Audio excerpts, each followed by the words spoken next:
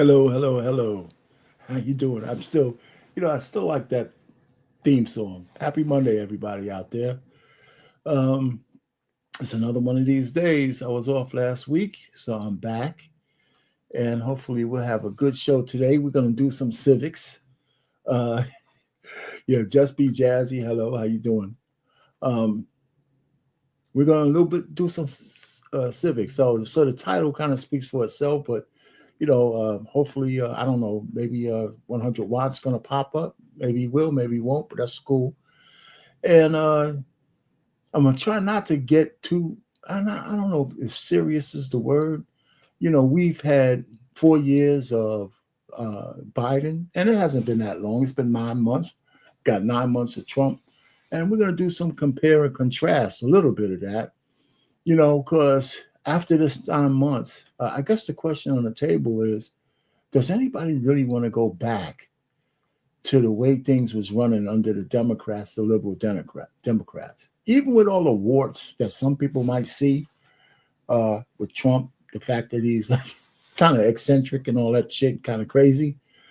But he is a man who's actually trying to do what he said he was going to do.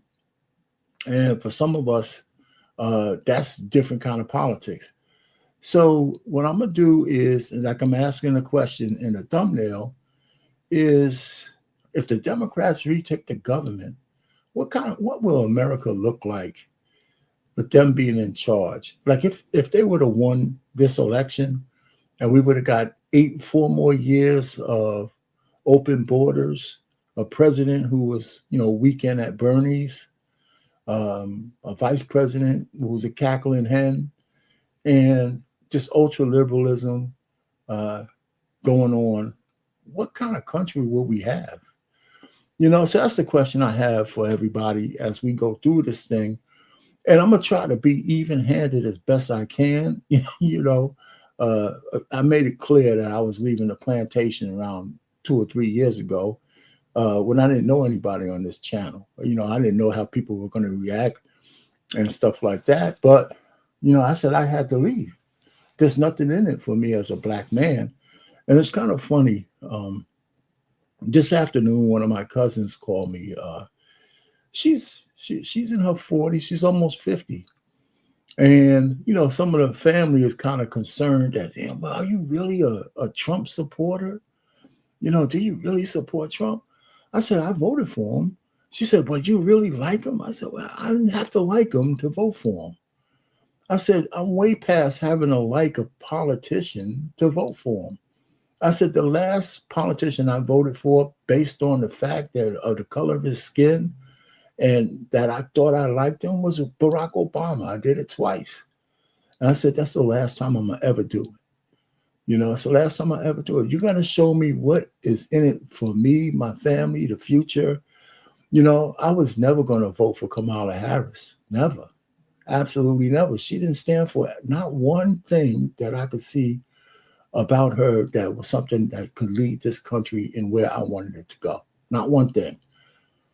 I'm a Q, the Boule and all that other shit wasn't going to change my mind either.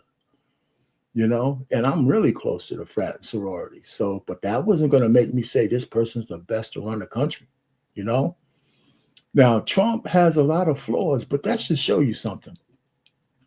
The fact that Trump won the election in and itself should show people something, that with all his flaws, with all his faults, with all of that shit that's true, he still won more than half the votes that were out there in all the states, all the swing states. So I'm not alone in thinking that, a guy doesn't have to be a saint to run the country. We can go back through all kinds of history with kings and leaders and people who were exalted. And if we open up their closet doors, I can tell you the skeletons are probably still alive in that goddamn thing. You know what I'm saying? You don't have to be a saint to be a good leader. And being a saint doesn't make you a good leader. So I just think that's something that people, have to look at. Hello, Christina Watts. So with saying that, I don't think I got a little things I'm gonna go through And anybody who's been with me for any appreciable period of time knows that I like to use clips and things of that nature. But before we get started, I had this. I was going to play the meme that President Trump's guys put out about the about the No Kings thing, and I said, even though I laughed at the meme when he's like kind of shitting on everybody, I just thought that was, what? I don't know if I want to start this show being that negative. I really don't. I really think we should have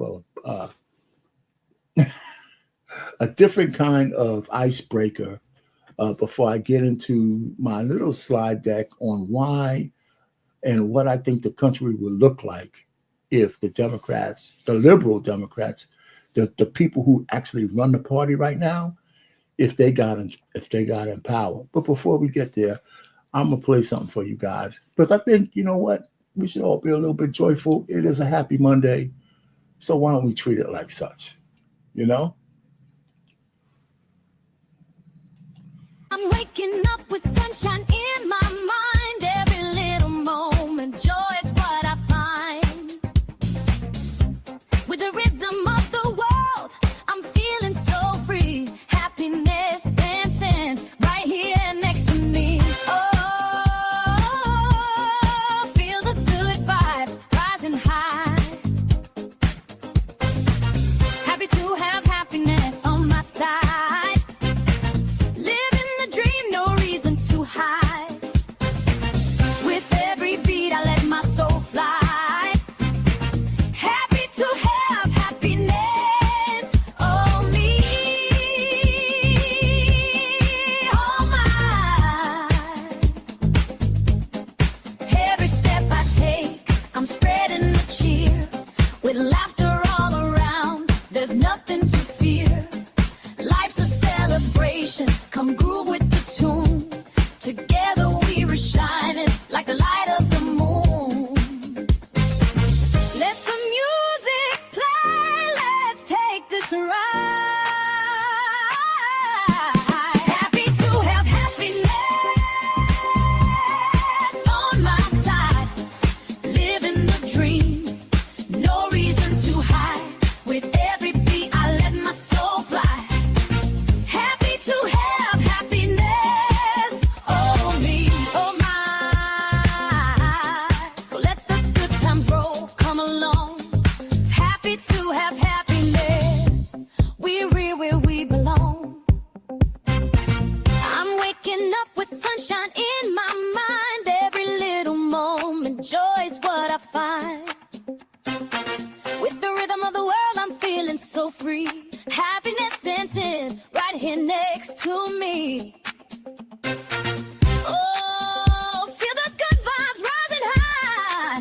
Happy to have happiness on my side.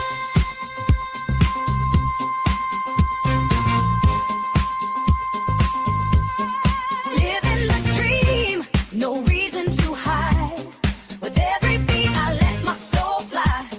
Happy to have happiness on me.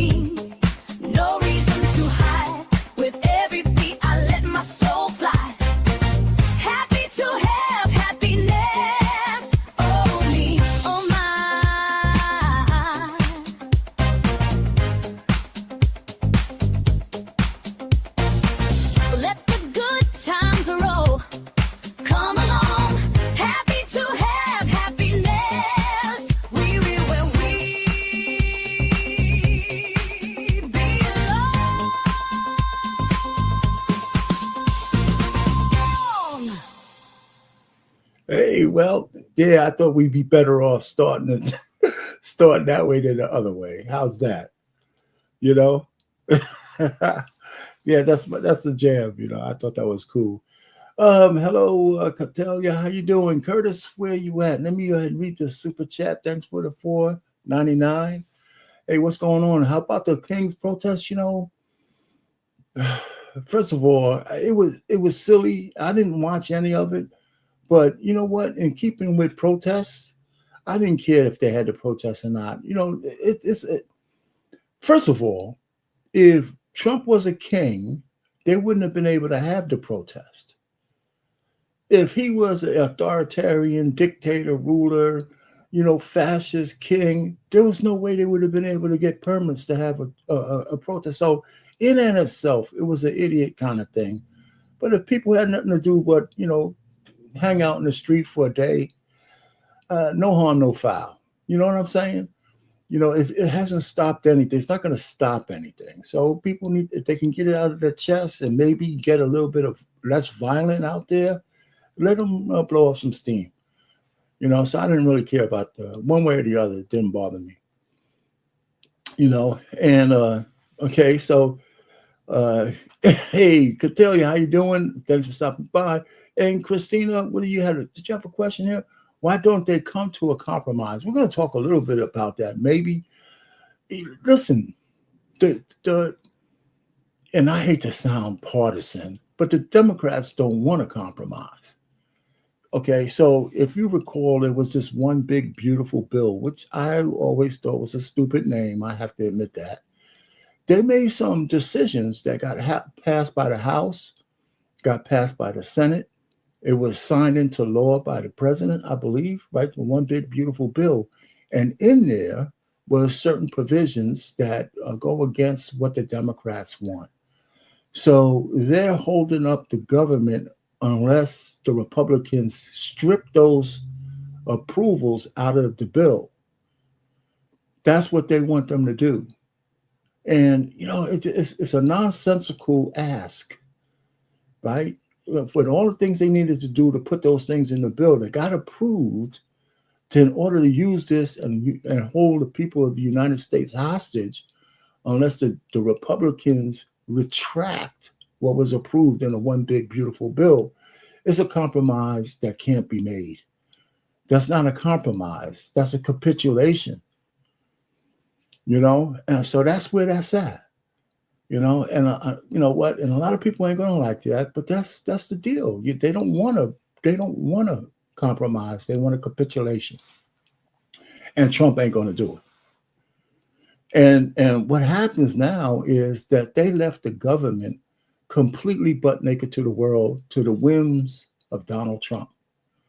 While the government is shut down, he gets to decide almost everything.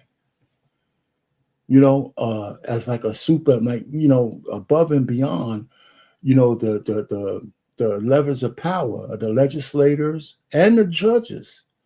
He gets to make a lot of decisions as the executive on how to run his organization in a time of crisis. That's where the Democrats put the federal employees. You know what I'm saying? So there you go. There it is. So they need to come back to the table and realize that their best negotiation is to have the government open and know that they're not going to get what they want. But if there was any clever people left in the Democratic Party, there's a way to save some of the ACA that they want to save and ensure that none of that money goes to illegal aliens. It just sounds crazy to ask Trump, who's doing all this stuff to get rid of illegal aliens, to pay billions of dollars for them in a compromise. That shit doesn't make any sense. You can't, there's not a place of negotiation. It's like talking to a child or talking to somebody who already has their mind made up. And you know what? Even if they're wrong, they're going to put their feet in the sand and tell you, you know what? Unless you break to my will, I'm going to keep the government hostage. And that's what's going on. That's from my perspective, of course, but I think I'm more right than wrong. Okay, so All right, so let's get back to the question on the table because we're going to cover some of this as I go. So I put a little slideshow together, in preparation for this uh, live. And, I don't know if it's kind of, I know people like juicy, salacious, things like men and women and how we fighting each other and all that kind of stuff.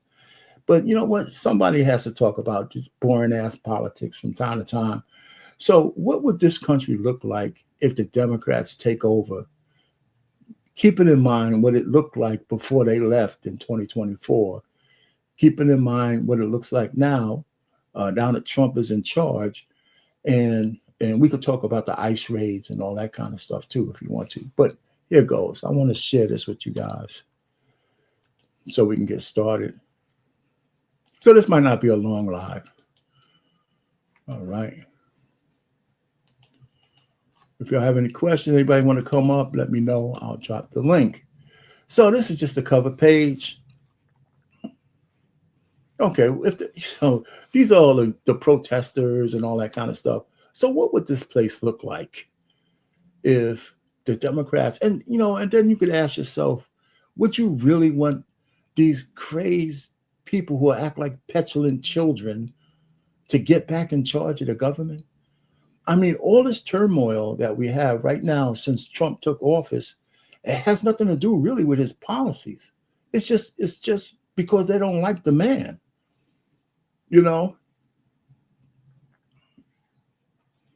Hey, what's going on? How you doing? Welcome aboard. So they just don't like the man. They call it Trump derangement syndrome. And again, when you say that, that's not a real illness, but it seems like it is. Okay. When I was talking to my cousin before we get started, she says, well, are you really happy? I guess what's the word? She said, you really, behind all the stuff that's happening with the ICE raids and all that shit? I said, well, let's look at the ICE situation. We don't see those ICE confrontations in any red states, right? It's only in the blue states. Because let's take Chicago and Illinois, for example. Illinois is an open rebellion, an absolute open rebellion against the federal government, kind of the way the South was during slavery. And they are doing everything they can to disrupt ICE and ICE operations, and it's causing consternation with their people, right? And these protesters, mostly not even from the neighborhoods that they're protesting in. So in the red states, here's the difference. The red states are cooperating with ICE. So if they have a detainer to get an illegal alien who's been locked up or in the judge or in the courtroom, they can go into the courtrooms, they can go into the jails, and they could pick up those prisoners and give them whatever due process they deserve for deportation. Okay? In the blue states, where law enforcement is told to stand down, and you can't go into the jails, they can't go into the courtrooms to pick up these illegal aliens, they got to capture them on the street, which puts everybody in jeopardy. It puts everybody in jeopardy. The people in the street, the illegal aliens, and the ICE agents. And so now, because Pritzker and his Djangoitic mayor, who are in open rebellion, they are causing a consternation because they could just cooperate with the federal government and there wouldn't be that much consternation out there. Same thing in Boston with Mayor Wu. Same thing in California with Gavin Newsom and Karen Bass, who was in Africa while Rome was burning. So I'm just telling you, we can't go back to that. We just can't go back to that. And the first thing we can't go back to, and I'll get through this, the first thing we cannot go back to, and listen, I don't care if you're a Republican or a Democrat, we can't go back to this. We can't go back to illegal, where is it at? Did I have it here? It's either here or here. We cannot go back to this part of it. All right. Just illegal aliens, just everywhere. We can't do that. Right. So here it is, illegal immigration. We can't go back to that. So there's a theory behind that. All right. So let me just see a couple of things. One, did I record that? I want to show this for you. So this is the thing I came up with.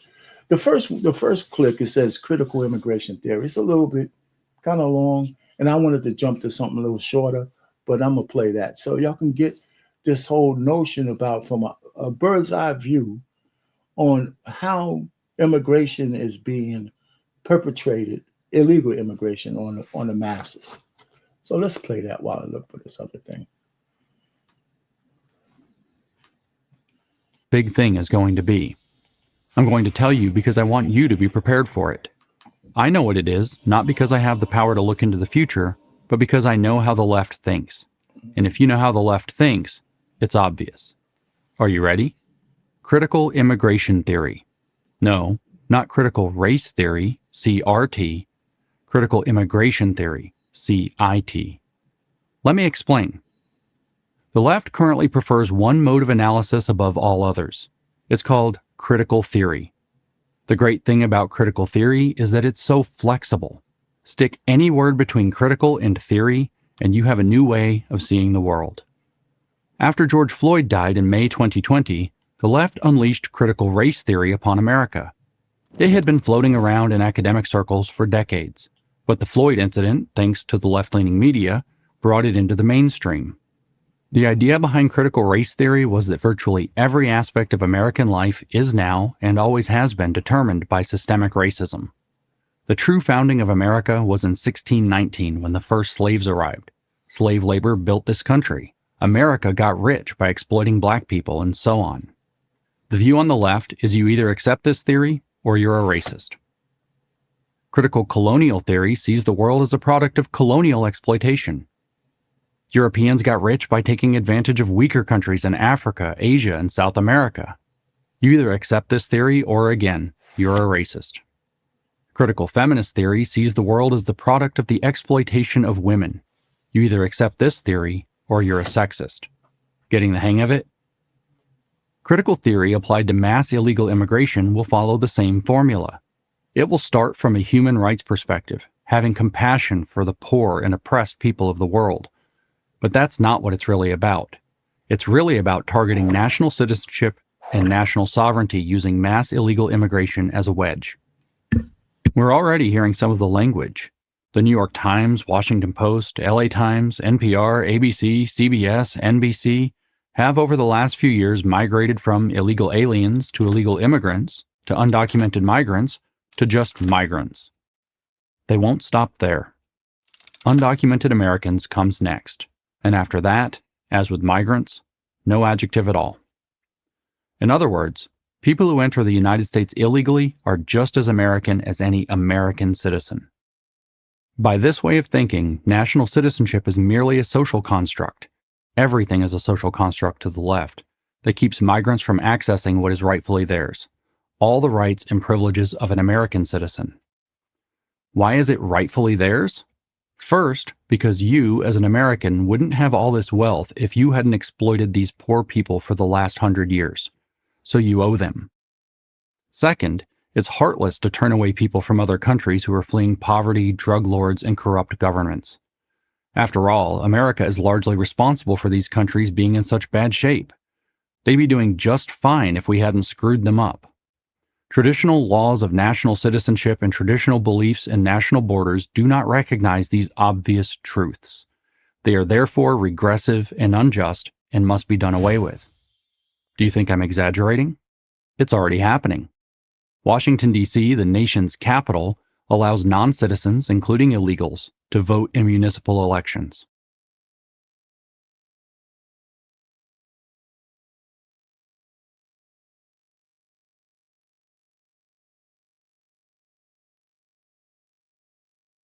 I don't think this is permissible anywhere in the world where, somebody is not a citizen but can vote. I don't care on any level.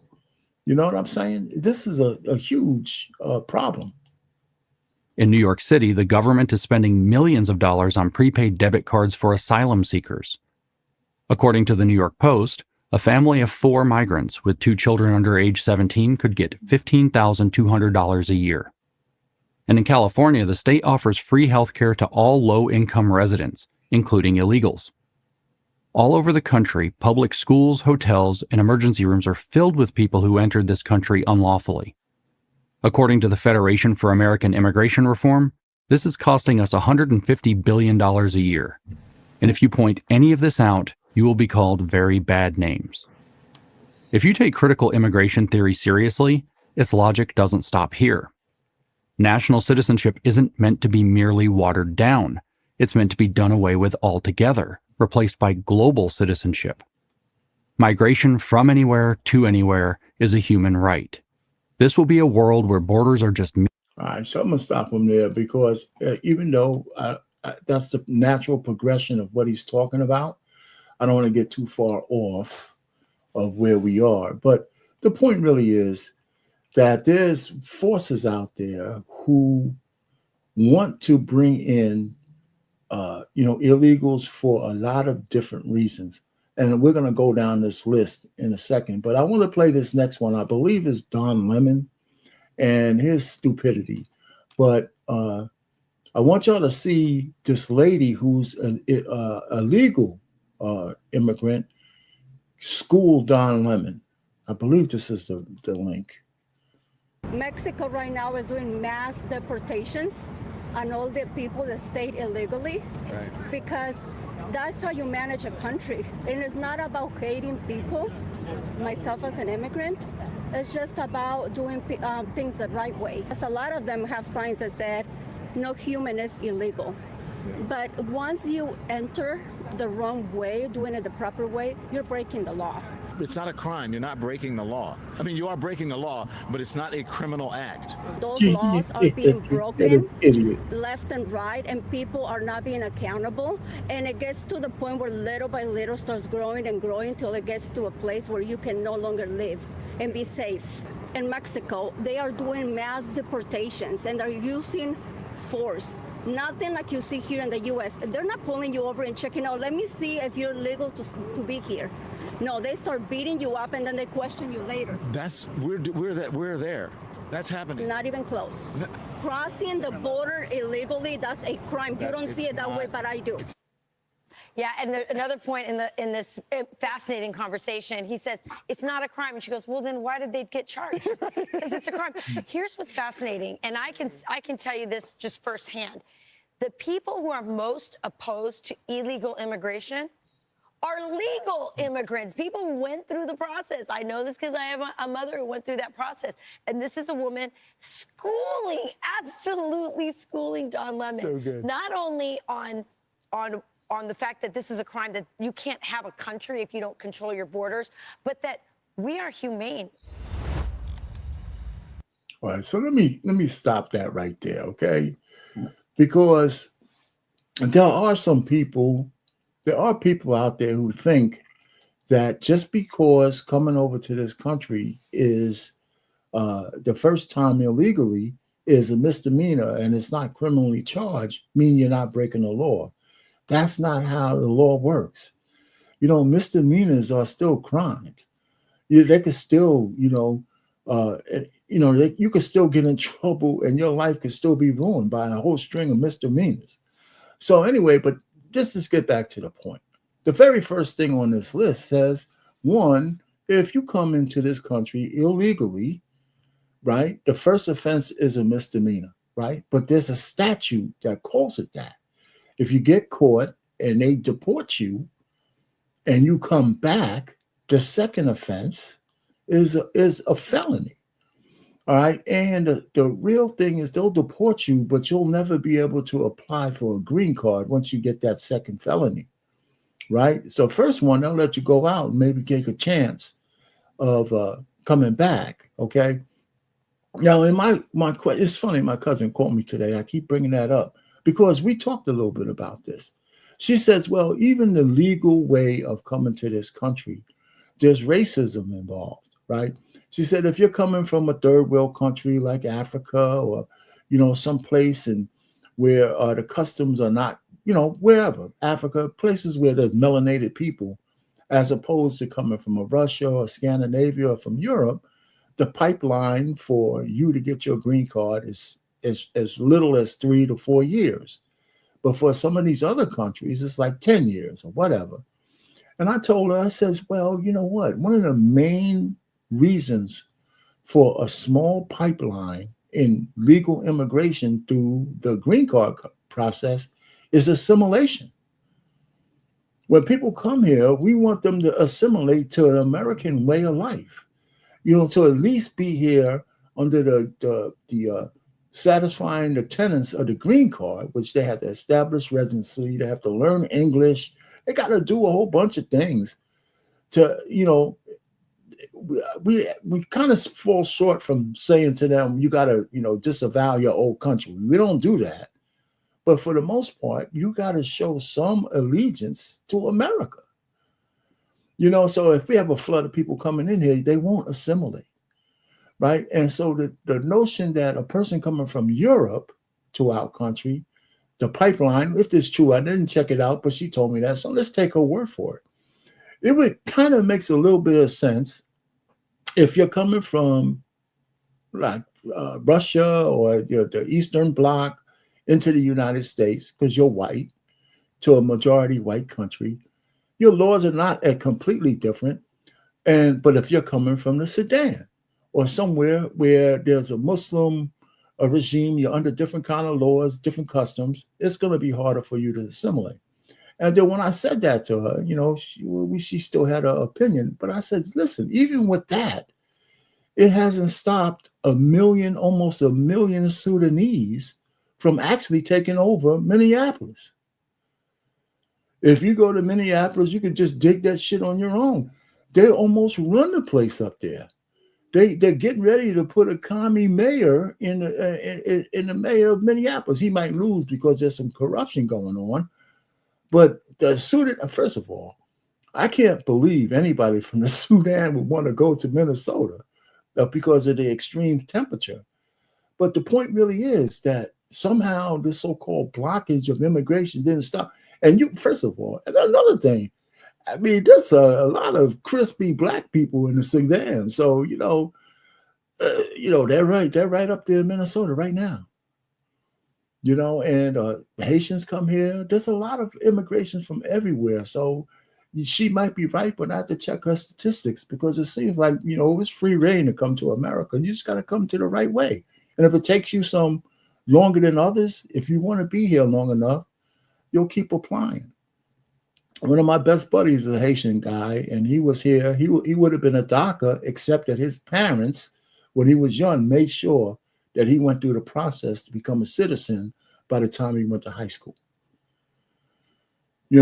So there's that. What's going on, Trey? The second thing on this thing, overstaying your visa. It's not necessarily it's not necessarily a crime, primarily a crime, but it's more of a civil court thing.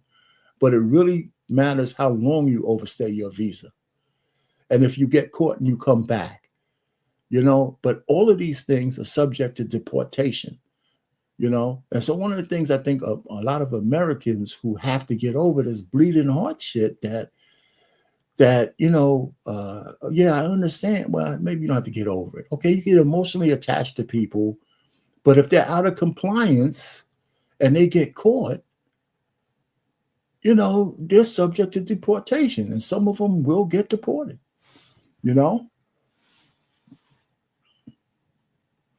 Hey, hold on. I'm gonna bring down the link. Wait a minute. I'm gonna drop the link right now. Anyway, I need to do it. I'm going through this. I mean, a lot of this stuff. Anyway, so I dropped the link in the chat. You got to just show yourself if you're going to come up. And that's how that works. Anyway, number 4 on the list is that, man, it costs money. It costs us a lot of money. What's going on? All right, Greg. Let me see your face, man. Have you been up here before? There you go. What's going on, man? Hello, buddy. How you doing? All right. So you haven't been on this channel before, huh? I've been on here, not on the Black on Man this side. Unfiltered. So what you got yeah. on this topic then? Are you a U.S. citizen or are you a foreigner? I hear an accent. I'm UK. Okay. You guys got an issue over there. We've got a very bad immigration issue. Yes. All right. So what do you got to say on immigration and illegal immigration just in general? Because I want to go down this list. Go ahead. It's bad and it's the worst. I could say a lot of bad things about it. Are you still in the UK? Are you still in the UK right now? Yes. So would you get in trouble would you get in trouble and get put in jail if you say the wrong thing? Yeah. You say something on Facebook. We just had a woman, not just we had a woman last year. She was put in prison. And Lucy Connolly. Yes, her name was. I know what you're talking about. She was put in jail for putting a comment on Facebook, and then about an hour or two later, she deleted it, and she got put in jail for it. Yeah, so you better be careful, right? I mean, is that you got to be careful what you say. I don't even know why I'm not even in jail yet. Oh, is that right? The amount of stuff that I've put on Facebook about immigration and the crap I've put on Keir Starmer's Facebook page, I don't know how the hell I'm not in prison. Well, let me ask you. I mean, but y'all have, just like us, y'all have. It depends on who's running the government for you guys.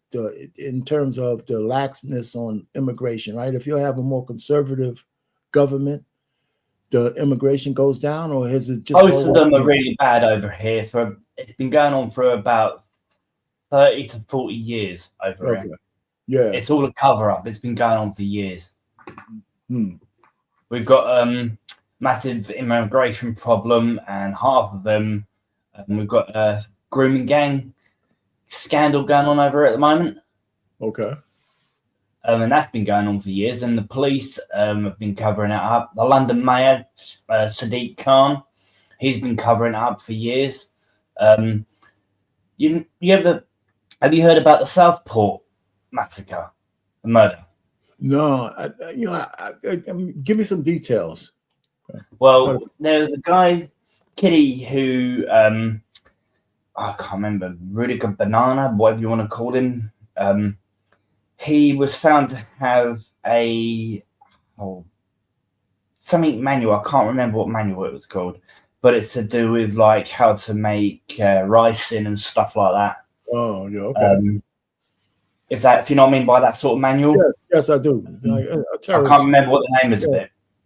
Yeah, I don't know. I mean, it's like a terrorist cookbook or something like that. Yeah, basically. He was found with a tub of that in his bedroom in his family's house. He decided to one day murder 3 young girls. Literally, they were at a. Before you go into the details, so what events? I don't go too much into it. What eventually happened? Did he get off? No, he went to prison. He went to prison. Okay.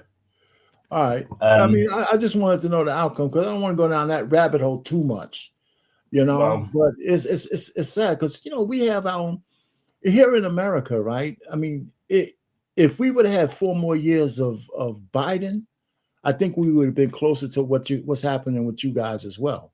I mean, I'll tell you something. Trump over there has done a brilliant job with immigration over there. It's still bad. I admit that it's still bad over there, but Trump has done a brilliant job of it. Well, the first thing you have to do is close the borders. Well, yeah. I keep on saying about doing the same thing as what Poland's doing over here. So what are they doing? They shoot them at the border. Oh, God. You mean illegal? The people trying to cross illegally? They actually do it? Oh, man. Yeah, they shoot them at the border. I have heard that. Is it the mayor or the president of Poland? He's actually said to do it, and he admits it. Wow. So they're not even personally, they've got no illegal immigration. They've got next to little to none crime over there. Yeah. Okay. People are safe to walk down their own streets. We're actually scared to walk down our own streets in this country. Yeah. I hear you. So how much of So how much of the American system, how are you looking at? I mean, how often do you look at the news over here and what's going on? I don't really follow the news because Okay. it's kind of stressful and that, and I don't deal with stress that well. And you got your own problems over there.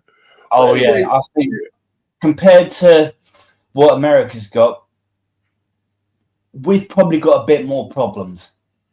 okay. But America, as I said, to be honest, it's actually my dream to move over and live in America. It's just getting the money to. Okay.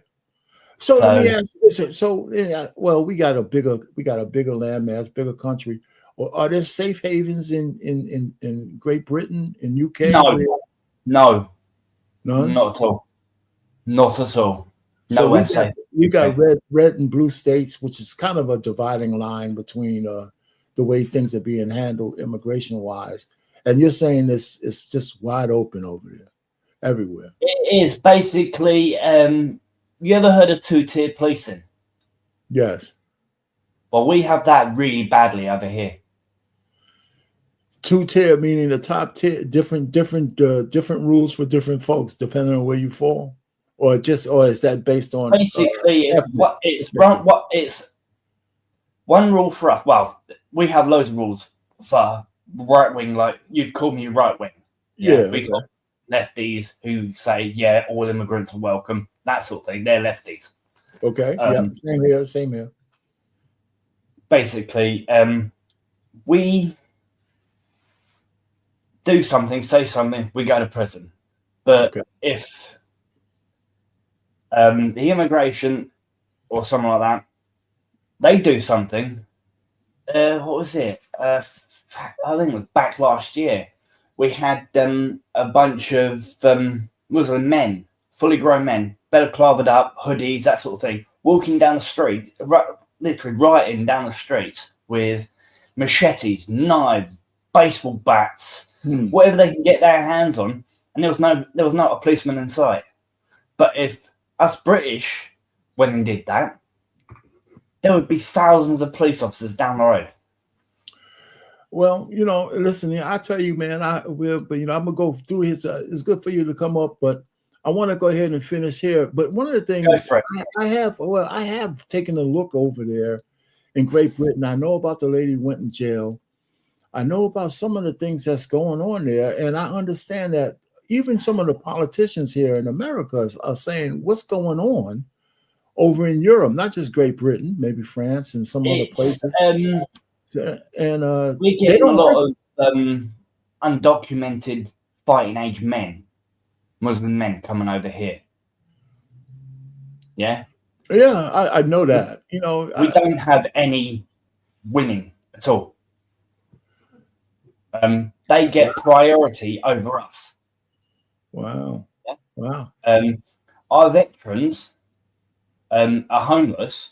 There was a case a couple of days ago, right? There was a guy called AY Audits. Okay. You've probably heard of him or not. Yeah. He went to a hotel. It was a HMO, House of Multiple Occupancy. Okay. Right? And you got this building next to a graveyard. Homeless veterans are sleeping in the graveyard, looking up at these illegal immigrants, getting it all for free in this HMO. They've got a brand new build where they're shoving them all in. Unbelievable. They get what do they call it? Designer gear. They get brand spanking new iPhones, brand spanking new PlayStations and Xboxes, the up-to-date kind. You name it, they get it. Credit cards, that sort of thing. That's exactly. You know what? I tell you, that's exactly what's going on in some of the sanctuary cities here. And just by the name of sanctuary, that tells you all you need to know. They displace the people in the poor neighborhoods, put the illegals in there, and give them everything they want. Now here, the goal is for them to become citizens enough or legitimate enough so they could vote in the next elections, so they can keep the liberals in power. Because if you give people, I think over here with the voting side of things, they just get it straight away. because Sadiq Khan's been in power for over 4 or 5 years.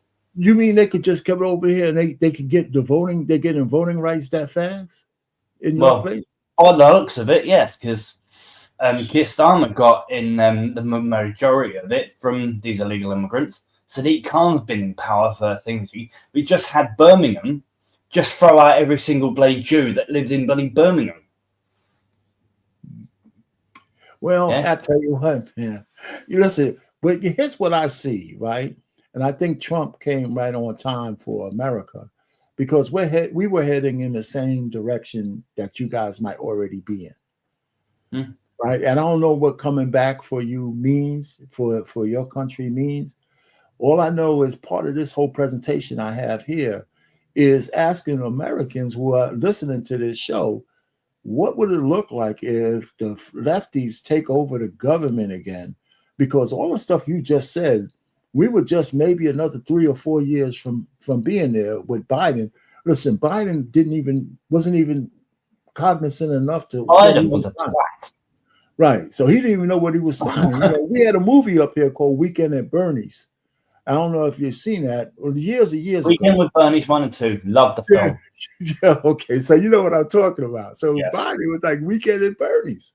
They were just dragging him around. He didn't even know where he was. So he was signing and doing all kinds of things. We don't even know who was running the government. And we just know that the borders were a mess. We know that everything else is a mess. And now Trump is trying to clean it up. And I'm not necessarily a great Trump apologist, but I don't care who it was. I was going to vote for a ham sandwich before I put Kamala Harris in office. Oh, we're not even allowed to say anything to do with pork over here.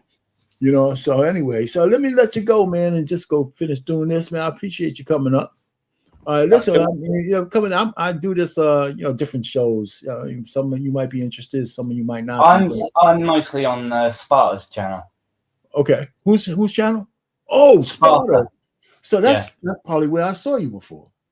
Probably. So yeah. Okay, cool. I'll probably see you again, man. Thanks for coming up, man. Nice to meet you, mate. Take care. All right, later. All right, listen. These issues of immigration are not unique to the United States, and some of you guys already know that. And but we have our own. I think we're maybe a few years. We're another four years. If Biden would have won and Harris would have won from being where that gentleman is at. I have no doubt about it. Because the one thing I didn't put on this presentation was the censorship that these guys have. So what's the sanctuary cities? The sanctuary cities are in open rebellion against ICE. And because the sanctuary cities operate the way they do, that's why there's so much consternation in the blue cities.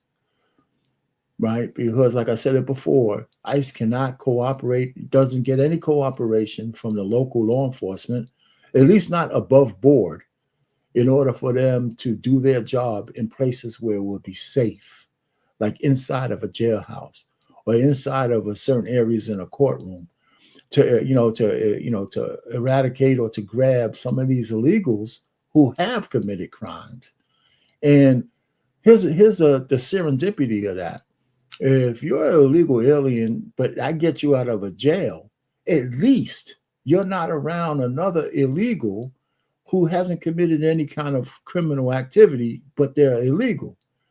See, because if they're with you and they're out of compliance, I'm gonna actually grab them. Yeah, I'm gonna actually grab them and take them with you. So you're putting your friends and your loved ones in danger by being around them. So, and I think some of these sanctuary cities attract the worst criminal elements, because they're safe there. They feel safe there because they're being protected by the governors and the mayors and everybody else. And ICE has to ferret them out, pretty badly. So there you go. All right. So, and what's the last one? Again, like I said before, the liberal Democrats are trying to build a new voter bloc on the backs or just guarding the blacks, because they realize, based on the last election, that even if they would have got 100% of the black vote, that they still would have lost. They still would have lost the election. So we got a choice to make as Americans, even if, we've been holding our nose and voting for, certain candidates based on the lesser of two evils. But what kind of America do you want to live in? One where it's just open borders and our tax dollars that can't even afford to pay for Americans is paying for tens of millions of people who don't belong here.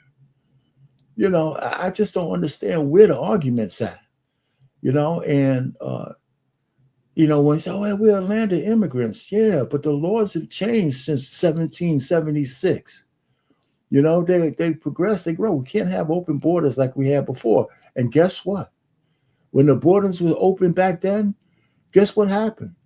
A whole race of people were almost eliminated, right? Manifest Destiny was actually a genocide of all the American natives that were here before the Europeans came. Right? So, listen, there's a cost of having new people coming into your country. So if anybody studies how the Muslims migrated across Africa, there's a lot of people not standing once they did that. So anyway, we got to be careful here in the United States. And as a black man, I don't want to hear about, we're black, we should worry about all that. Hey, man, if America has some fruits to give us as America, I want to be able to partake in some of that shit before it all goes to shit. So there you go. Yeah, closed borders and safe streets. You're exactly right. So what's next on this docket? All right. So listen, another reason why we can't go backwards. We cannot go backwards is because the child mutilation in the guise of gender affirming care, it's just got to stop. The horror, so I'm going to play a couple of these links and let them talk for me, and it's crazy. What in the hell are we doing? While I'm urinating in the middle of London because of a bottom surgery that's completely and totally experimental, I get, infections every 6 weeks. I probably won't live past 10 years.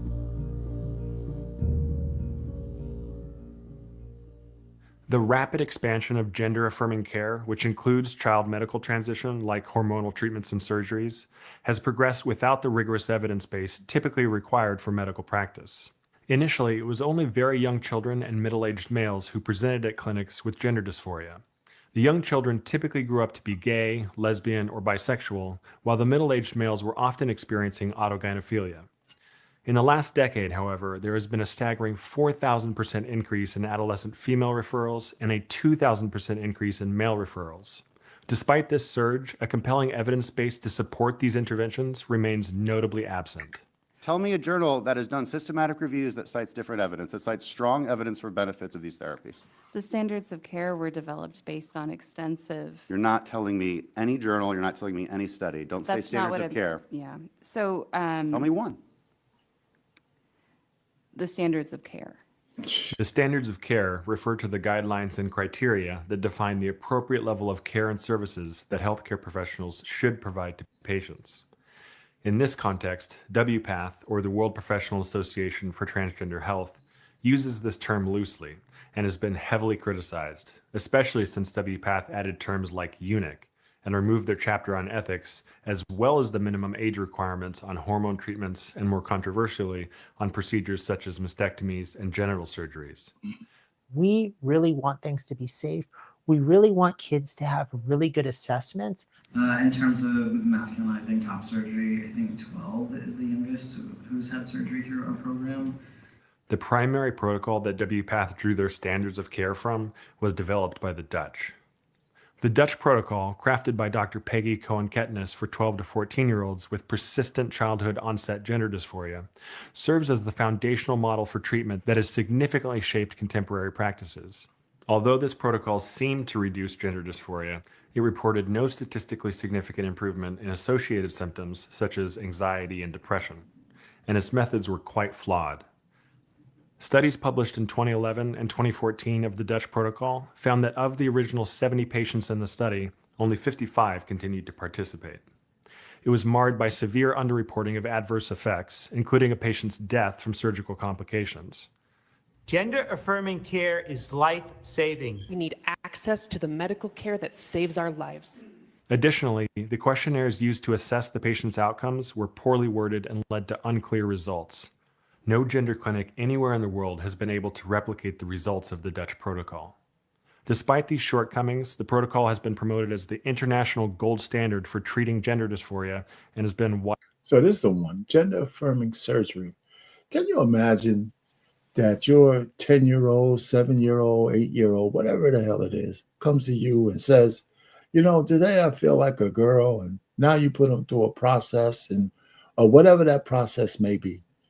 And then you actually start altering their gender by using drugs and surgery. And if that same kid brought a pack of cigarettes to school or was smoking, you can lose your kid to Child Protective Service because you're not taking care of them. They're smoking underage. But they could change their sex. This is just barbaric and demonic, and it's a way for the medical profession to find a way to make billions, maybe trillions of dollars by destroying the youth. Now, I think the cabal really is talking about another way of minimizing population.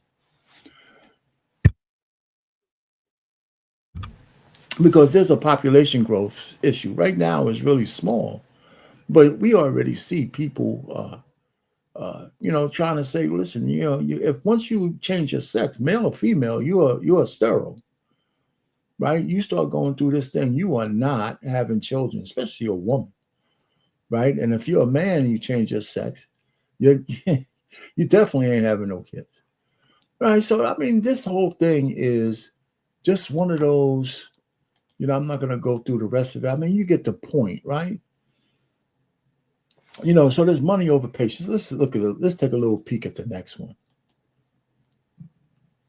Doctors who provide gender-affirming care are reacting to President Trump's latest executive order aiming to block the services for trans young people under the age of 19. One local doctor is raising concerns about the targeted orders and the age limit for care. The order prevents any government health insurance from covering teenage gender transitions and directs the Secretary of Health and Human Services to write policy to end the practice. Action News reporter Kate Nemrich joins us now from the live desk to explain the order and the local reaction to it. Kate? Warren, Margot, this order is raising a lot of concerns for Dr. Julie Nicole, who provides gender-affirming care for patients here in the Central Valley. She says medical professionals are still waiting to see what the exact impacts are, but she worries for the health of her patients both now and in the future. On Tuesday, President Trump signed an executive order aimed at cutting federal support for gender transitions for people under age 19. The order directs federally run insurance programs, including TRICARE for military families and Medicaid, to exclude coverage for gender-affirming care and calls on the Department of Justice to pursue litigation and legislation to oppose the practice. Medicaid programs in some states cover gender-affirming care. The new order suggests that the practice could end and targets hospitals and universities that receive federal money and provide the care. On his Truth Social platform, Trump said, "Our nation will no longer fund, sponsor, promote, assist, or support so-called gender-affirming care, which has already ruined far too many precious lives." He also went on to call gender-affirming care barbaric medical procedures. Dr. Julie Nicole says gender-affirming care for teens generally includes hormone treatment, rarely surgery. She says they also do extensive evaluations and full medical history. That's a lie, though. It's a lie. It really is. I mean, they're not really doing that extensive research that they're saying they're doing. I mean, at least there's enough. You go on YouTube anyway, you'll get enough examples of people saying nobody really gave them a thorough anything. They just felt like a woman one day or felt like a man one day. I mean, we're gonna touch upon this again on one of my other ones, but let's just go ahead and finish. They always. Oh, by the way, that executive order I think was stayed by one of these rogue judges. I don't know if the Supreme Court overturned it. And I don't know if Trump just said, I'm not giving this money over to anybody, because he threatened the doctors and the hospitals and everybody else. And so You get the picture with this. So I'm not trying to rush it, but you can go back to it. But here's a map. Now, this map is a kind of a map that's pretty much since Trump was in office, and the color codes tell you, currently enjoined are the ones in purple. So that's where these judges enjoined his executive order. And the ones in the blue states, if you look at those states, a lot of those are probably liberal states, right? Where they're ignoring the ban altogether because it's not a law, by the way, and some states still have their rights. And then, of course, in the deeper blue states, prohibits gender affirming care, and that's in the majority of the states. And one up north in the New England states, which is surprising. I think that might be Rhode Island or something. Well, anyway, so the point really is that why do we have a group of people, including doctors, trying to destroy children? I don't care. I mean, kids say a lot of stupid shit when they're young, and we don't acquiesce to every little whim they have. So why on a sexual thing that we're going to all of a sudden, I want to, play with a doll, or I want to dress up in mommy's clothes, or if I want to be we used to have a lot of tomboys back in the day when everybody used to play outside. I mean, some of the girls were as rough as some of the dudes. And then they started blossoming. And then the guys started looking at them different because they became fine as hell and they were in shape. And none of them decided I'm going to be a lesbian for the rest of my life. A lot of them went on to get married, and they talk about their tomboy days with glee. So we were supposed to, gender reassign those girls that used to be tomboys? Are you kidding me? So how about all the women who want to play sports? A lot of them have a rough edge. That doesn't mean they want to be lesbians or change themselves into men. And so we're going to get into that one next because I'm going to talk about Title IX. Anyway, so this is a map you could look at, and it's, again, I don't care what you think about Trump, but he has his mind in the right place. We got a country of citizens, and it's much easier, it's much better if we look at it, men and women. God chose man and woman, male and female. And people who have gender dysphoria and some kind of illness shouldn't be the people that we need to try to change the way we live for. That's crazy. It's absolutely crazy, And, I say one thing, if a man wants to be a woman and he wants to do it in the privacy of his own home, great. But we don't need to start changing laws for this dude. It's crazy. All right. So that brings us to the next thing, Title IX. Title IX. I'm old enough to understand and see, and I went through the process where women fought like hell for Title IX. Young ladies to get the same opportunities in college, scholarships, and all of that kind of stuff for Title IX, and it's under attack. It's under attack. Welcome to County Office, your ultimate guide to local government services and public records. Let's get started. What is Title IX in education? Ladies and gentlemen, we're about to embark on a journey back to 1972, a pivotal year for education in the United States. Why, you ask? It's the year Title IX was enacted. Title IX is a federal civil rights law that is part of the Education Amendments of 1972. This law states, no person in the United States shall, on the basis of sex, be excluded from participation in, be denied the benefits of, or be subjected to discrimination under any education program or activity receiving federal financial assistance. Quite a mouthful, isn't it? In simpler terms, Title IX is the superhero of education, fighting against gender discrimination in schools and colleges that receive federal funding. It's not just about sports, folks. Title IX covers 10 key areas, including access to higher education, career education, education for pregnant and parenting students, employment, learning environment, math and science, sexual harassment, standardized testing, and technology. So, whether you're a student, parent, educator, or just a curious cat, Title IX is a law that impacts us all. It's the unsung hero, ensuring that everyone, regardless of their gender, has equal opportunities to learn and grow. So let me just back this up a little bit. Opportunity.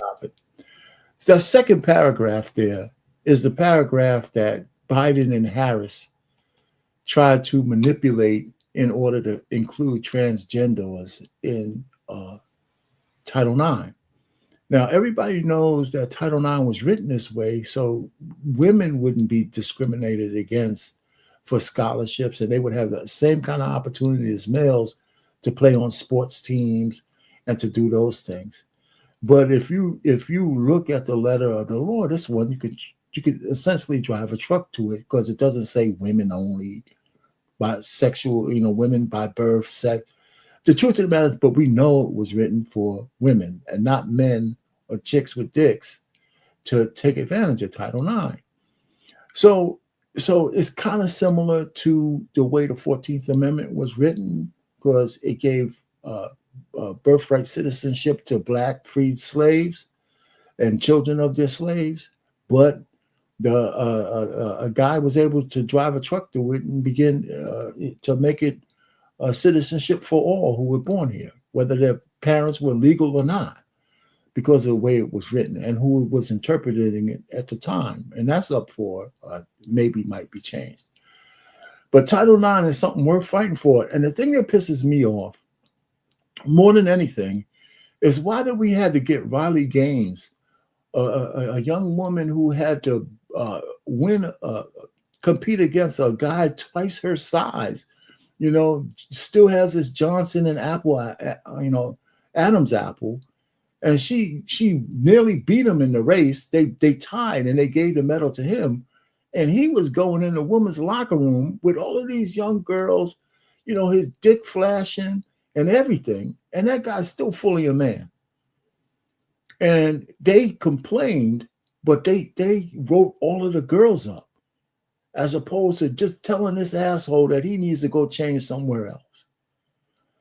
So we were going down this path of no return with the liberal Democrats in charge. And let me tell you, if they take back the seats of power, all of this shit's coming back, and it's coming back harder than it left. I'm telling you, all of the debauchery, all of the craziness, all of the woke bullshit, the censorship, everything is going to come back in droves. The borders are going to be flooded like hell with all kinds of people again. And you could bet your bottom dollar it's going to be an ugly kind of sight. So if you want America to be, I know you might not like Trump, but he only has 3 more years left. He only has 3 and a little bit more years left. He's not going to be there forever. So if it's J.D. Vance or some other conservative in 28, they're not going to be really like Donald Trump. They're going to have some of their own stuff. Plus they're young men and young women that, I'm older. We need to change over from these old fogies. So Trump is going to be the last old president that we should see from now into the future. We need to stop that. And we need to get rid of Pelosi, Schumer, Mitch McConnell, Maxine Waters. If you're over 70, 75, you got to get the hell out and let some of the young, even though a lot of young people are idiots, they gotta learn. Sometimes you gotta be in it to learn it. You can't just learn it from the outside. Maybe we'll keep AOC out, but anyway.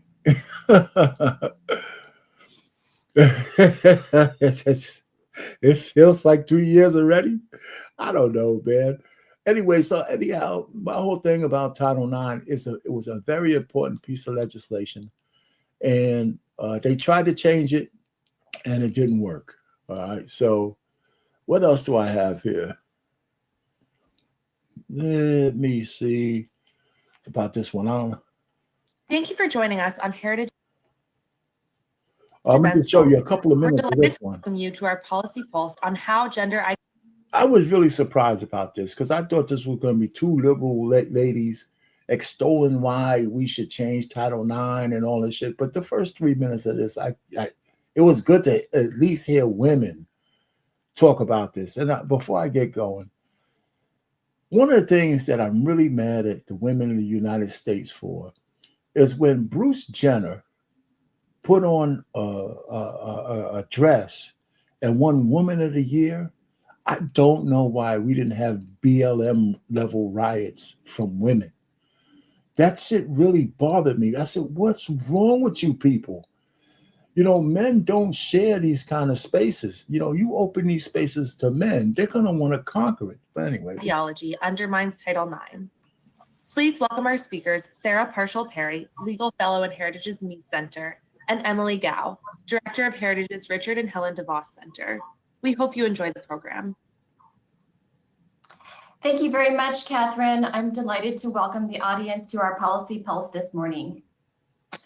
So today we are going to talk about what... You know, before I get going, I should have known this first. Emily Gao, they said Director Richard and Helen DeVos Center, a Heritage Foundation. I should have picked up on that and look at her thing. I knew she's a conservative. Happens when a cultural phenomena, the rise of gender ideology, begins to enter our policy and law and how it affects the rights of others, in this case, particularly women and girls in the context of athletics. All people should be treated with respect because of their inherent human dignity. But as we see the rise of gender identity in our law and our culture, we see that there are negative effects on women and girls, particularly in the area of sports. In 1972, Congress passed Title IX of the Educational Amendments, prohibiting discrimination on the basis of sex. In the years since 1972, we have seen rapid advancement of women and girls in the area of athletics. In 1972, when Title IX passed, only 1 in 27 women and girls participated in sports. Today, that number is 2 in 5. We've seen the rise of women and girls by 545% in college sports and 990% in high school sports. We've also seen women athletes from the United States have incredible dominance in the Olympics. We've also seen that 96% of female CEOs played a sport. But in 2018... See, there you go. I wanted to stop it there about the female CEO, the female drive to succeed at higher levels in business and everything else came with the confidence that they built up with Title IX. Title IX was just, it started out with just giving women, young girls, a chance at sports and scholarships and education, but it also gave them the confidence to compete in a world out there where they're not being coddled, even though women still want to be coddled. But they were out there striving because they had all this in the background. They had this real sister code of success and achievement. And Title IX was at the middle of that. A case arose in Connecticut where track and field runner Selena Soule watched in disbelief as 2 biological males who identify as females outran her and the other female athletes lined up on the track that day for the 55-meter dash. Those 2 athletes took first and second place in that event, and they went on to take 15 high school track championship titles in the state of Connecticut that were previously held by 9 different females. In 2009, the Heritage Foundation hosted an event with Selena. Right. So you guys get the point, right? The point really is that those men who, just a couple of men who violated that space, dominated the women, and based on, and those women, some of them lost records, they lost chance at scholarships because they're competing against other schools and other things, and where women weren't competing against men, they were able to get scholarships where these girls may have lost out because a couple of guys just ruined and skewed all the messages. And this is where the adults come in, baby boomers and older Gen Xers, for allowing some stupid shit like this to happen. It's unconscionable, you know, and it's kind of demonic because it goes against all religious teachings and all that kind of stuff. If you have any kind of real, I guess, belief in God and what God intended, we know that a man can't just put on a dress and be a woman. No matter how much they pray for it, no matter how much you do to it, a man is a man, a woman is a woman, and that's it. So I'm going to give Dave Chappelle a last word on this. And Caitlyn Jenner, whom I've met, wonderful person.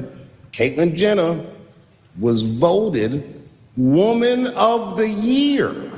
Her first year as a woman. Ain't that something? Beat every bitch in Detroit. She's better than all of you. Never even had a period. Ain't that something?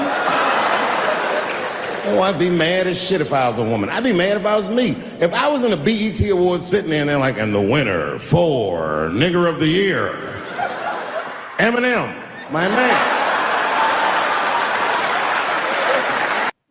You know, that's exactly the way that is.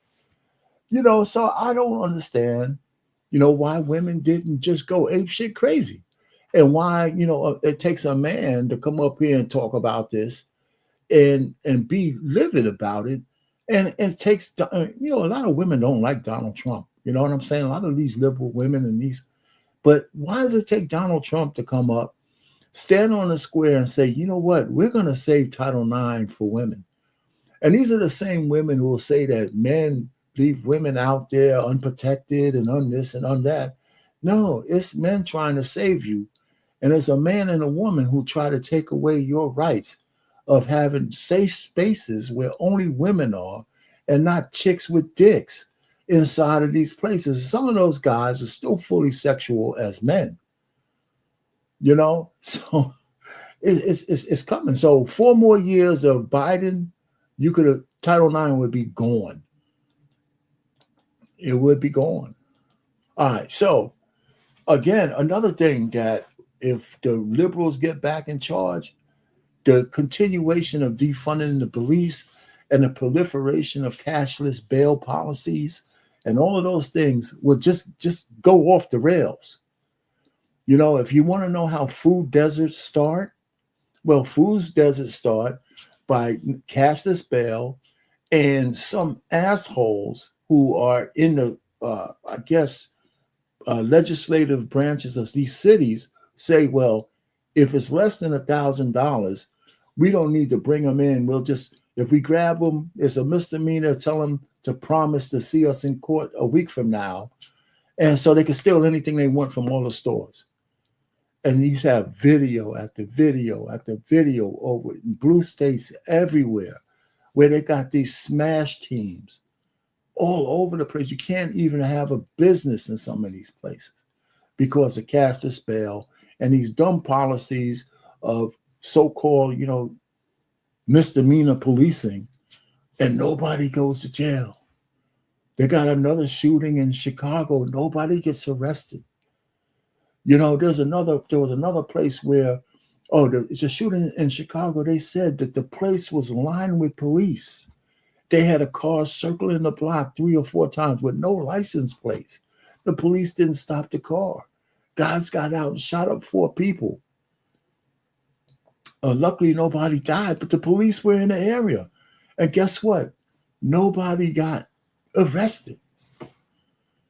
You know, so there's something else going on in Chicago. There's something else going on. Democrat Representative Henry Cuellar of Texas was carjacked on Monday evening in Washington, D.C., just blocks away from the Capitol. He said the robbers came out of this was before Trump put his thing out there. Nowhere, and they pointed guns at me. Now, hold on. That can't be right. After all, handgun laws in D.C. are extremely strict. The city forbids open carrying of any handgun, and only 1% of people in the city have a concealed carry license. Don't forget, theft and assault are illegal. Why aren't criminals following the law? This is the second assault on members of Congress this year. In February, Democrat Representative Angie Craig of Minnesota was assaulted in her apartment building.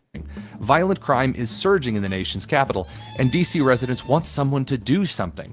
The catch is, DC already did something. It fully embraced the Black Lives Matter movement and defunded its police in the summer of 2020, right about the time the carjackings started exploding exponentially. Democrat Councilman Charles Allen even bragged the Metro Police Department suffered the biggest reduction he'd ever seen. It's okay though. The Democrat chairman of the DC Council testified before Congress that there's no crime crisis in DC. All right, so we know that that's not true, and we know that what Trump had to do to get it down. So, just so I can, just so I can be kind of fair to this, I don't want to be, so I'm switching back and forth. So I don't see all the comments here. And so what you talking about? I know I can't imagine. I don't know why I'm asking. So now we're on the Epstein files. You know what? Didn't Biden have 4 years to release the Epstein files? I mean, he didn't do it. I agree with you, though. I mean, they should release and let the chips fall where they may, but we got to stop going there because it's only been 9 months. You got to have 4 years to release it. And you guys weren't screaming for the Epstein files back then.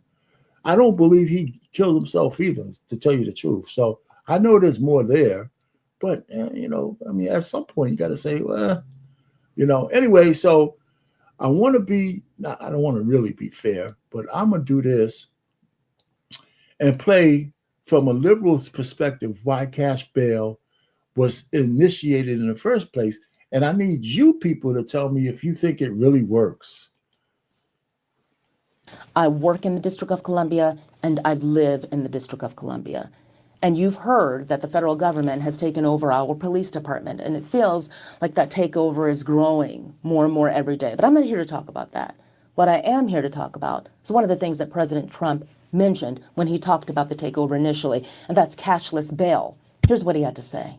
Every place in the country where you have no cash bail is a disaster. That's what started the problem in New York, and they don't change it. I mean, bad politicians started it, bad leadership started it. So I want to break down a little bit of what cashless bail is and what it isn't. The District of Columbia was one of the first cities to initiate it in 1992, but they had been playing in this space for a few decades before that because they were interested in if there is another way to supervise people who have been charged of a crime but have not been found guilty. So that's the first point. These aren't people who are guilty of a crime. These are people who have been charged and have not been tried. So the city considered, does it make more sense for them to be able to continue to go to work, to pay for their homes, to pay their rent, to take care of their families, to interact in their communities? Because, hey, maybe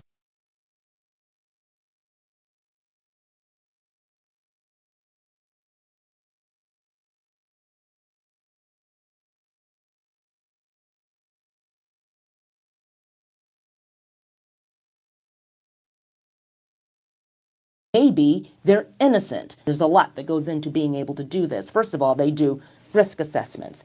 They look at a person's criminal history. They look at the evidence in the case, the charges in the case. They decide whether or not this person is a flight risk. And if not, then they are assigned a pretrial officer who will monitor them. And if they violate, they will be put in jail. And the idea of bail reform and the possibility of cashless bail became very popular with some 20 cities, 12 of them deciding to enter into cashless bail. And there are a number of reasons for this. The U.S. Commission on Civil Rights did a report in 2022 that found that 80% of the poorest half of the economic spectrum is more likely to spend time in jail for a charge that they have not been found guilty of.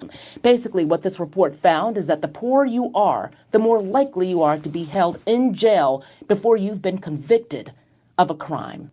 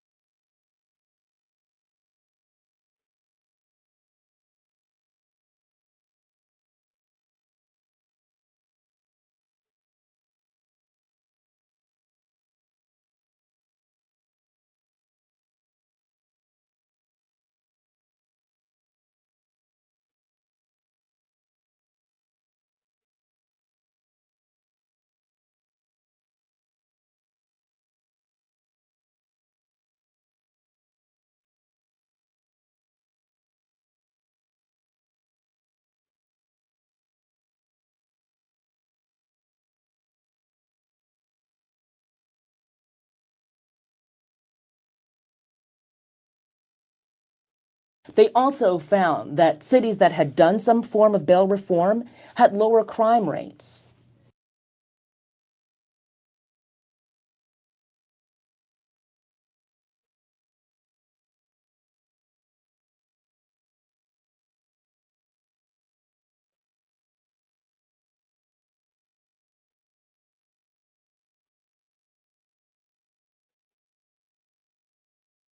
I'm Tracy Wilkins with the News for I-Team.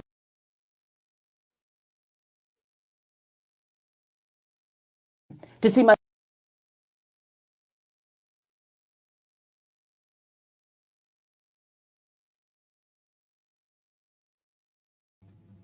Dude, your mic is muted. Sorry. Oh man, thank you. Can you hear me? Yeah, I can. Okay. What's up? Yeah, sorry, you were on about the transgender thing. I was trying to explain it in the chat. I don't think Yeah, I got my mic was muted. I feel stupid again. Every so often it happens.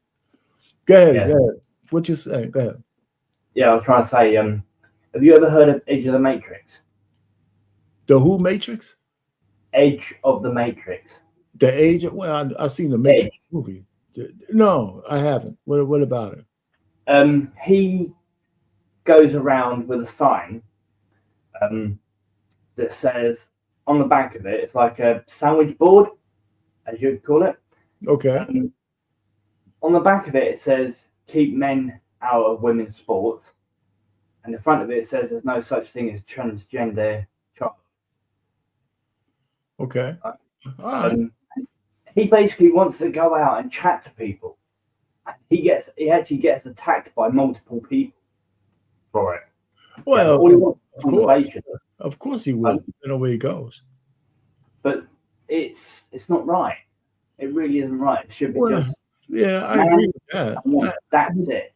Yeah, but let me put it to this way: when you do those things, you got to be, willing or have somebody with you, because people are going to get violent when they disagree, especially from the left. And everybody, what I was saying when I was muted, let me just say this: I was just saying I wanted to give the lady a chance to say her piece as a liberal, and I think it was important for people to see where the genesis of some of these no cash bail things came from. Hold on for a second. And I wanted people to see that. So I'm just speaking to the audience. And there was a case in New York where a guy spent 3 years in jail. He eventually killed himself. And this is where, what's my man, Jay-Z petitioned and all that kind of stuff. The guy stole a backpack and he couldn't make $3,000 bail. He spent 3 years in jail. And he was in Rikers, man. I can't imagine the kind of shit he had to go through for a crime he should have probably never been in jail for in the first place. And they couldn't get to his case. And there's probably hundreds of cases like that. And that's a failure of the system, because you're supposed to get due process a whole lot faster than that. So our pipeline is not the pipeline is not large enough. The bandwidth is not large enough for the kind of cases they need to adjudicate. And I think there's ways to fix that without letting people free who commit crimes. All right, what you gonna say, Craig? Okay. Yeah, I thought you were still talking about the transgender thing. Sorry. No, I'm all for that one, man. So I just wanted to, if you're following the process, I'm talking about cashless bail. I'm gonna move off of this again. And we don't have that over here. We don't have people go on bail, but you don't pay for it over here. Nobody has to pay for bail at all? No. So how do you ensure that they come back for trial? They get a warrant out for their arrest. They get scared effortless. Okay. A lot of people don't really care, but they just skip the bail and they get the police after them. All right. So, I mean, in terms of, okay, but by the time of course, if a guy's a real criminal, he has a lot of time to be out there committing more crimes while he has a crime already in the books. Yep. That's the same here. I mean, it's the same here. There's no, I mean, crime is crime is crime. People are people, I'm sure there's going to be a lot of parallels. In the United States, the way it works is that it's cashless bail is kind of new. We're talking about maybe less than 10 years. You know, maybe less than maybe 5 years, something like that, because of that case. And it's not working. It's not working. And then the same legislators tacked on the fact that they made it a misdemeanor and almost a punishmentless crime to steal $1,000 at a time from a merchant. Meaning I can go into a store, steal $999 worth of stuff, and not worry about it. Mm. Can you imagine? No, you couldn't. That goes against human nature. You know, and so they have bands and roving bands of thieves going through these liberal cities and states, just robbing places blind. You got that over here at the moment. Yeah. So it's crazy. So now Trump is saying we got to end all of that shit. Oh, I totally agree. Yeah, and we got people over here walking into Apple stores and just literally walking out with loads of bloody products, and the people in there ain't stopping them, not allowed to. Well, they're not. They're not. And well, here's another thing: if I'm an employee, I'm not stopping nobody from stealing your shit. If I'm a regular employee and I own a store, I'm not putting my life on the line to protect your merchandise. I'm not.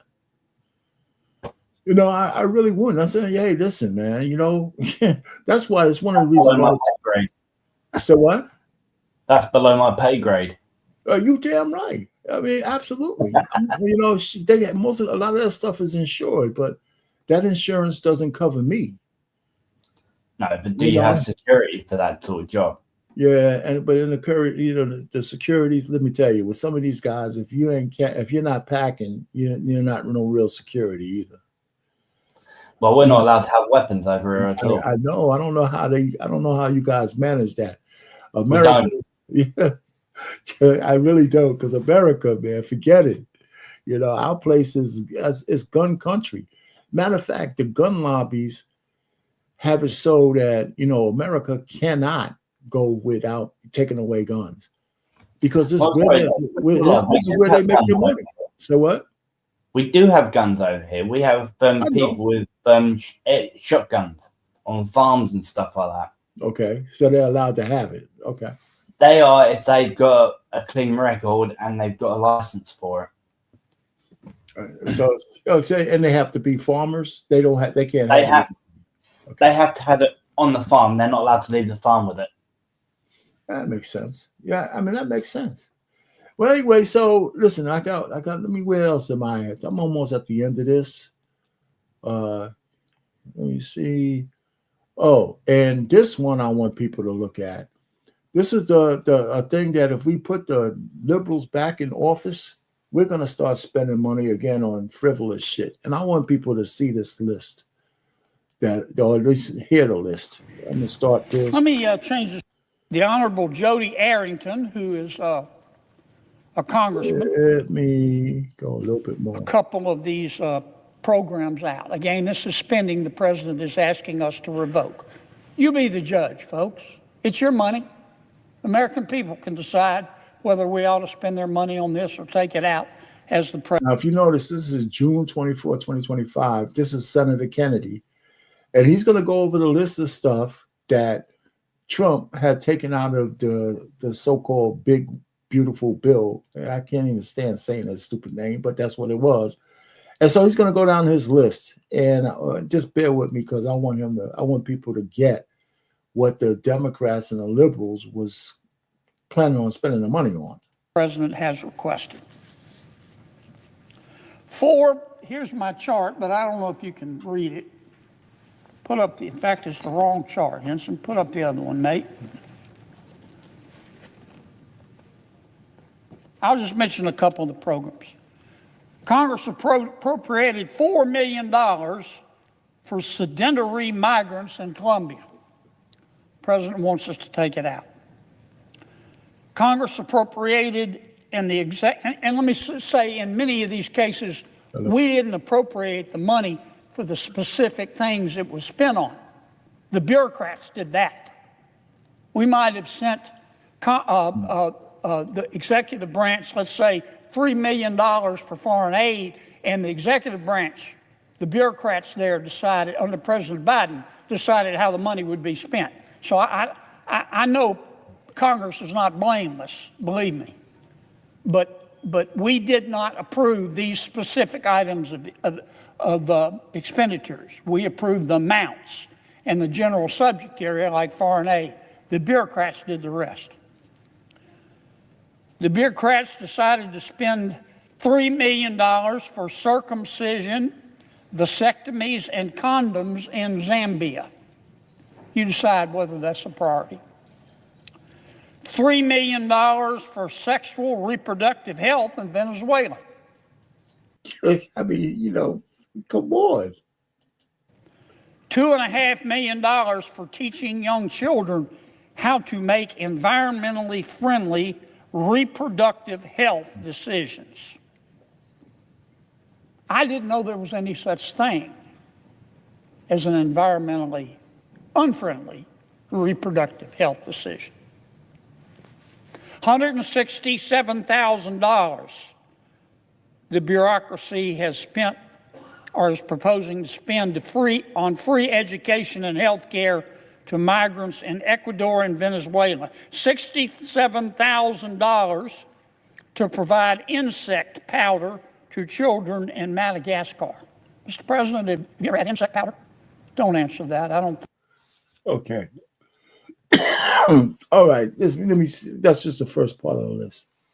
Now, I don't believe for 1 second that money is not being laundered and going somewhere else.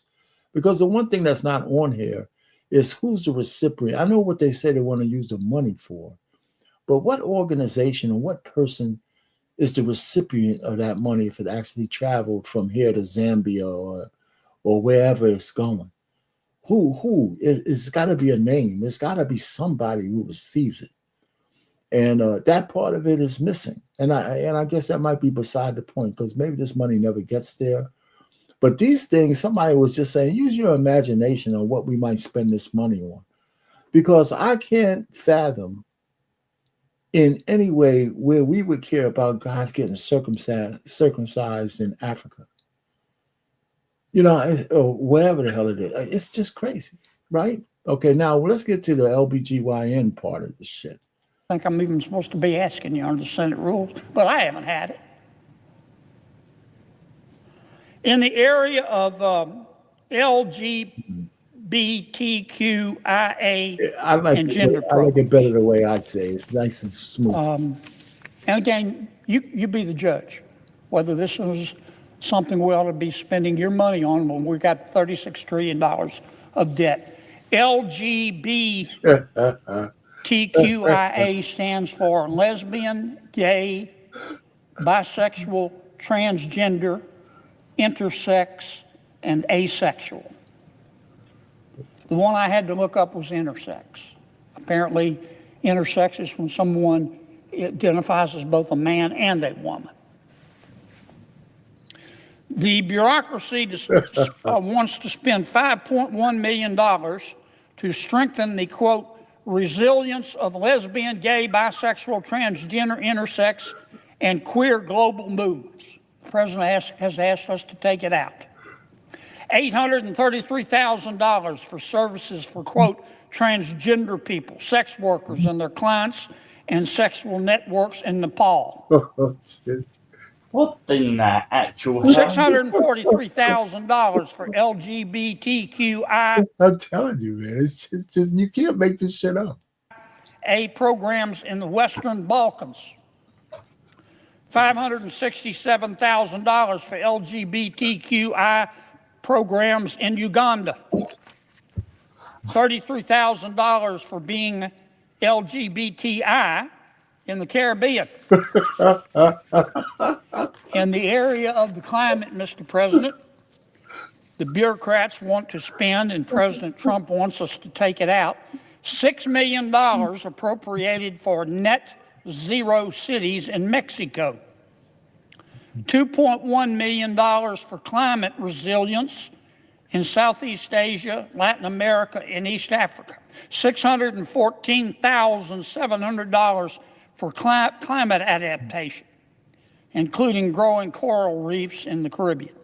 $500,000 to Rwanda to buy electric buses. Your money. $8,000 to promote vegan food in Zambia. In terms of electoral assistance, the bureaucracy has some ideas about how we ought to spend the money appropriated to the executive branch to help people in their elections. The bureaucracy wants to spend $1 million on voter ID programs in Haiti. If you know anything about Haiti, there ain't no voting going on there. it's a mess. They're not about to have elections anytime soon. $889,000 for electoral reforms and voter education in Kenya. In the area of media, arts, and culture, the bureaucracy proposes to spend $6 million to support media organizations and civic life in Palestine, and $3 million for a rocky Sesame Street. First of all, there's no buildings standing in Palestine anywhere. It's just crazy. I don't follow any of that, to be honest. This is just a taste, Mr. President. All right, so that's it. That's just a taste. Just a taste, man. I'm just saying, so that was really what I had. I could probably go and find some more stuff to say about why we need to get rid of why we can't allow the country to backslide into liberalism. I think it would just be bad for the country, man.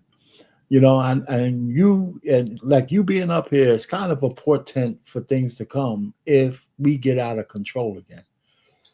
Because I paid attention to what's going on in England and what's going on in Ireland and all those wonderful places. I'm surprised they haven't thrown J.K. Rowling into jail yet. And that's only because she's a multi-billionaire, right? If she was just a regular chick, she would be in jail.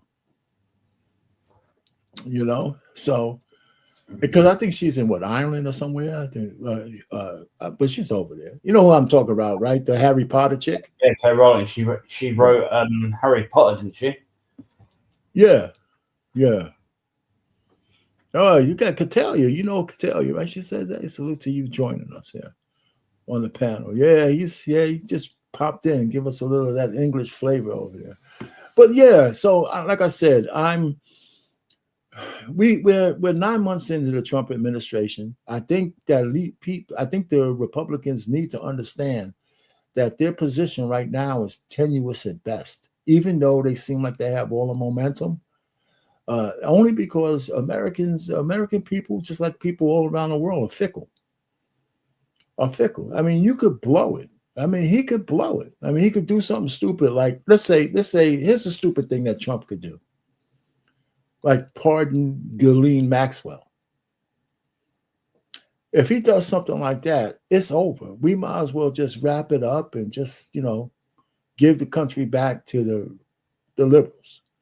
And the fact that every so often people mention that, I think the other thing he could also do, maybe secondary to that, is pardon the guy who killed George Floyd, whatever his name is.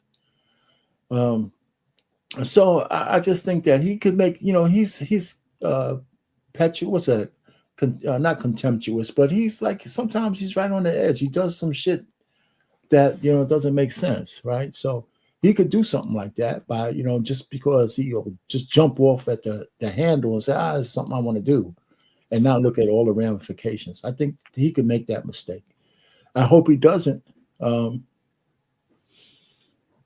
What's this? Who's Funky Pepper? Catalia's asking you a question.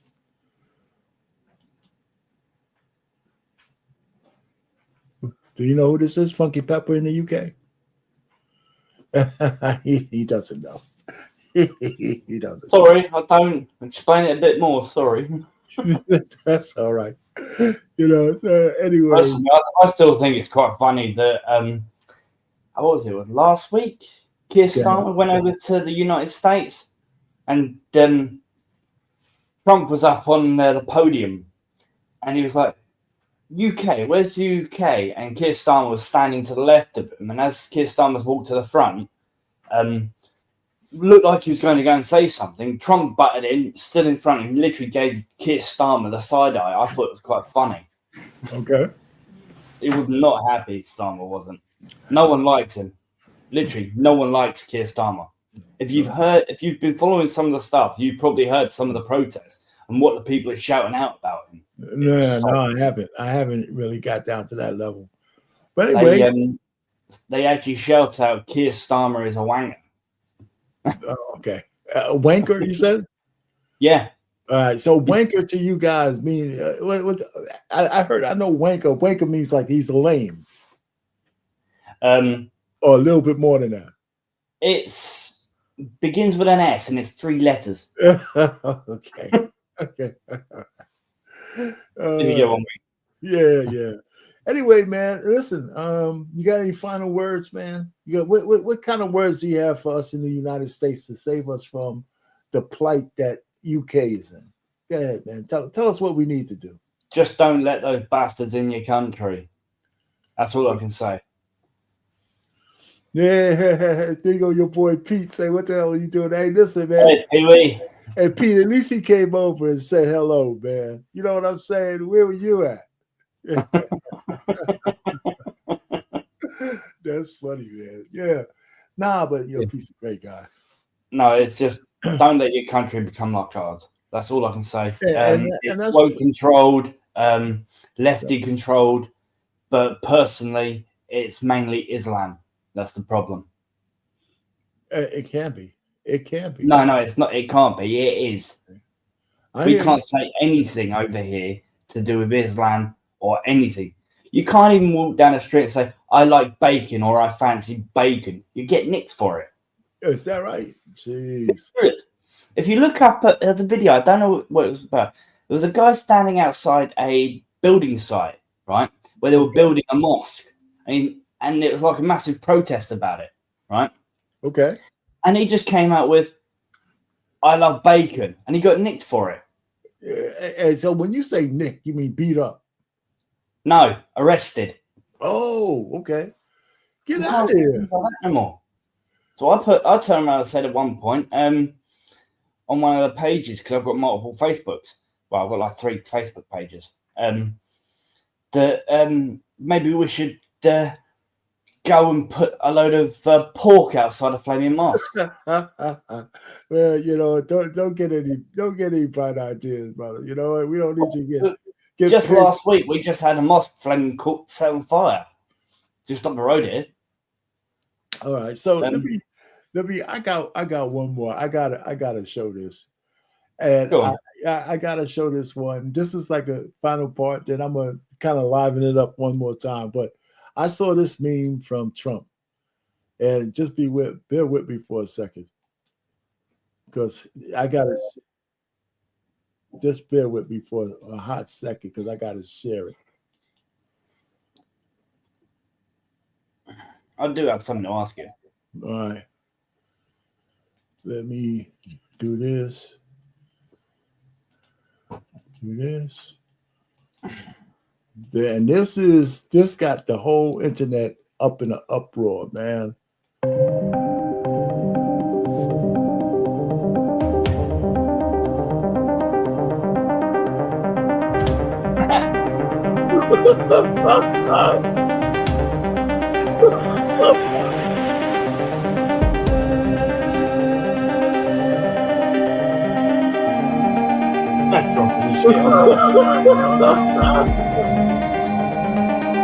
That's just awesome.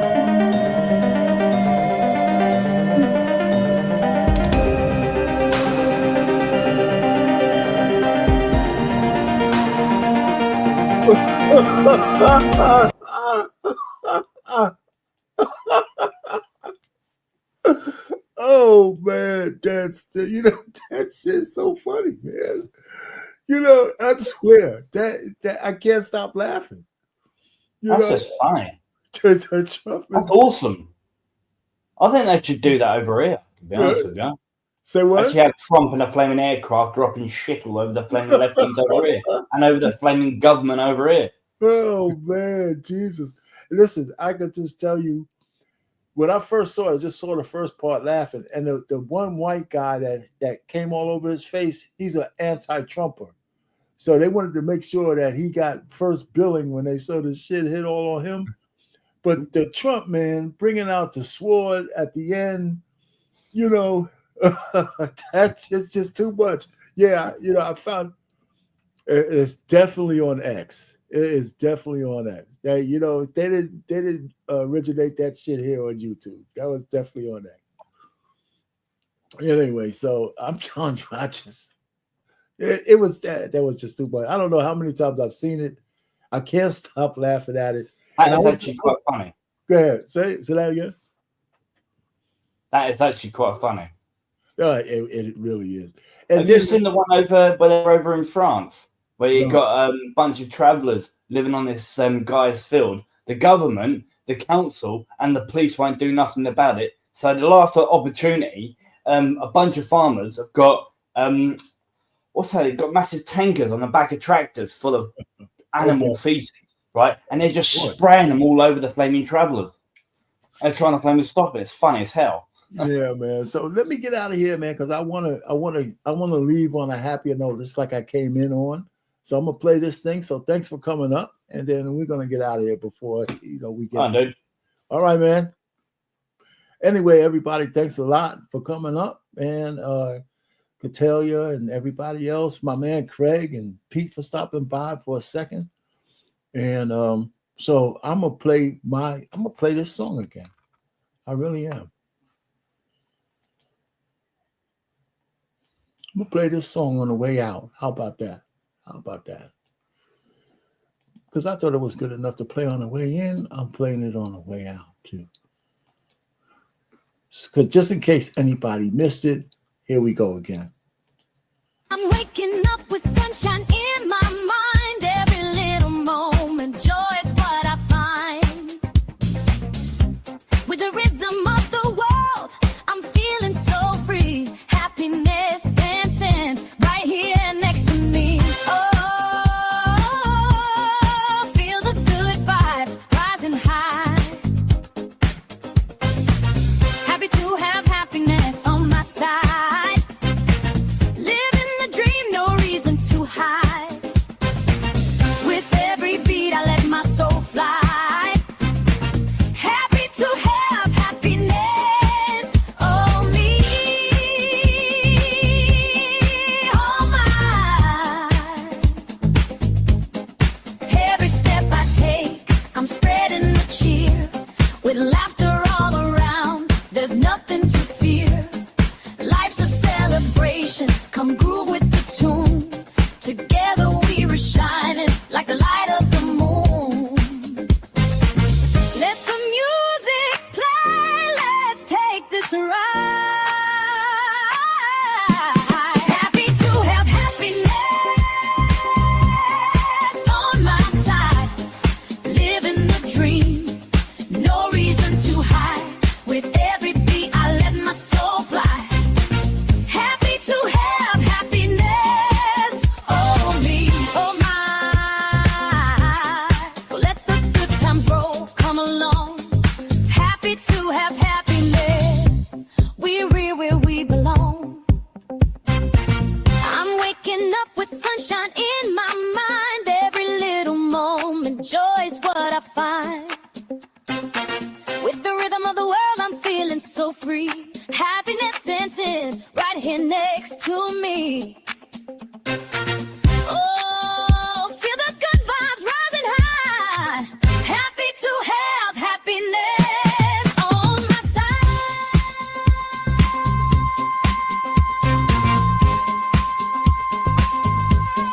Living the dream, no reason to hide. With every beat, I let my soul fly. Happy to have happiness on me.